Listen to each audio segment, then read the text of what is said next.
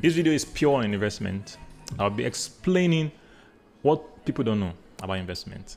Now, if you mention investment, some people will be thinking maybe buy this and keep and let it appreciate, then you sell. It's fine. It's still investment, kind of like that. Now, the first thing I want to say is that when you talk about investment, you need to weigh the risks and the return. Now, when the risk outweighs the return, that investment doesn't worth doing. When the risks outweigh the return, that doesn't worth doing. When the return matches closely with the risks. Now, the risk can be, let's say, 2%, and the return can be like 1.5. It's fine. It's not too much.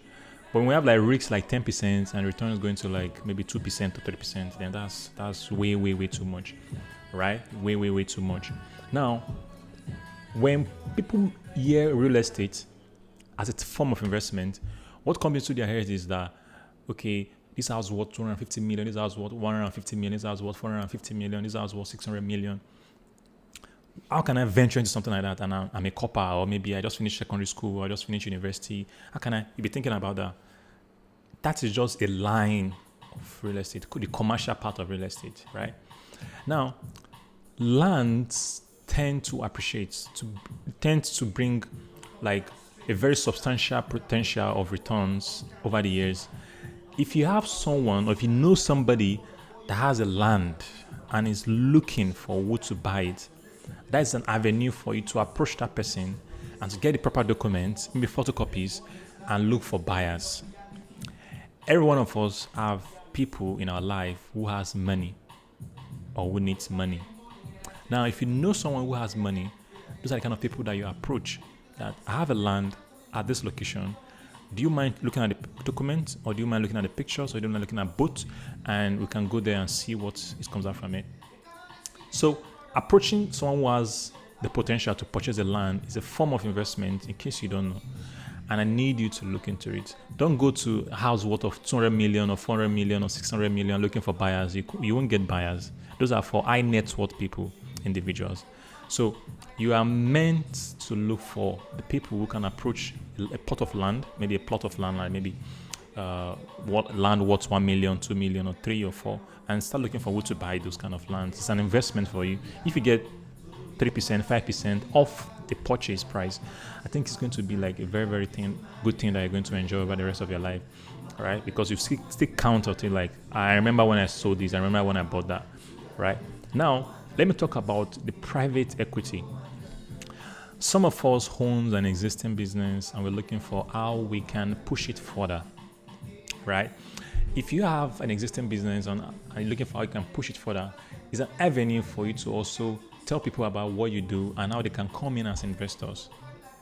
Provided you are credible, provided you have a transparent document or you have a transparent financial record of how your business have been running for the past number of years, you are definitely going to have a potential to meet someone someday who is going to help you out by investing and also getting something from your business. Now, buyouts in another form of investment in private equity, the meaning of buyout is like somebody coming or an investor coming to buy your business or to buy shares in your business. So we have the leverage buyout where they borrow the money from a bank or from investment bank or something, and they use it to buy a number of shares from your company. But if that is not happening, and maybe you're not listed, maybe you're a private company, and you want people to actually come into your business so that they can put in money into it. That's another form of it, which is like the venture capitalists. There are people that have a lot of money, billionaires around the world, multi-millionaire in dollars, billionaires in naira, multi-millionaire in naira, multi-millionaire in dollars, billionaires in dollars, that invest in people's business. I know you've heard about Shark Tank, where people come out to display a proposal of how their business is running. Now, people come in to invest in their business and pay for that business to succeed or pay for that business to run.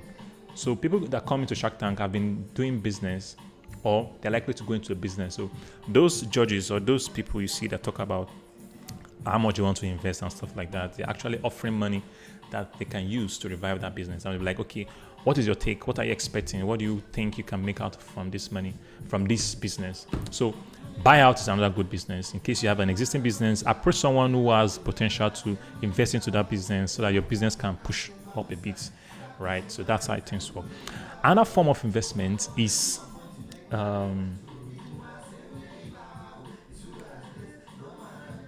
commodities. Now, in the commodity side, we have the hard commodities and we have the soft commodities. Now, the hard commodities could be like the metals, the coppers, the aluminium, The soft commodities are the agricultural products, the wheat, the soybeans, all those agricultural produce that come from the soil.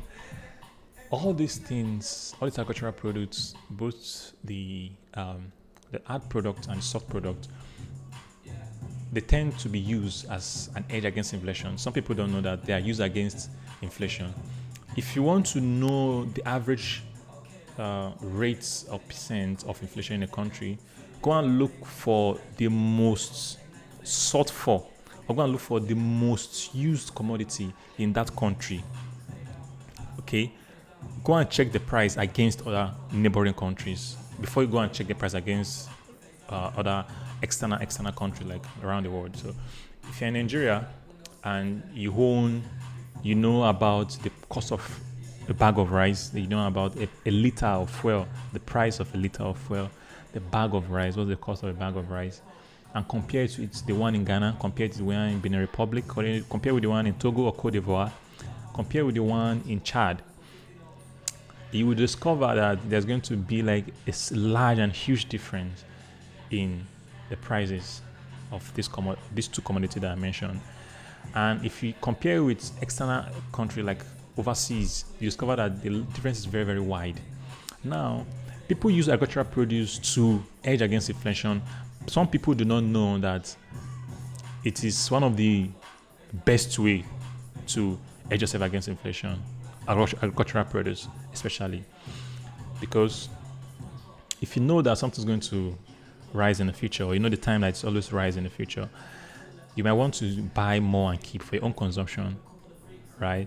Not buy, hold, and keep. Wait for it to be very, very expensive before you now start selling. That's not good. But for your own consumption, you can buy and keep and put it there. Now, people know that sometimes in the future, the particular commodity is very, very expensive. Maybe beans, maybe palm oil, maybe soybeans, maybe millet and all those like that. They don't be very, very expensive. So they have this warehouse where they store all these things.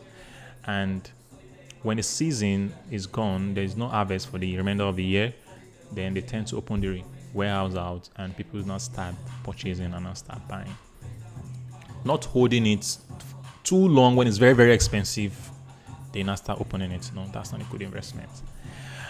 Right. So another type of investment I want people to look into is the cryptocurrency.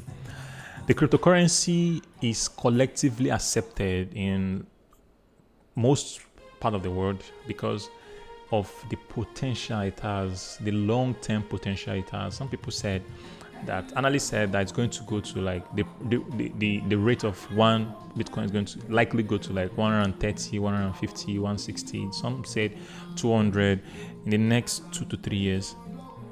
It could be true, nobody knows. But if you know how cryptocurrency works, you can actually hedge with cryptocurrency. Not by buying and selling immediately like in a spot market, but you can actually buy it and hold, or buy it and keep, right? Which is very, very fine. Now, another thing I want to say about investment is collectibles. Collectibles like cars, like cars, for example, is a good collectible.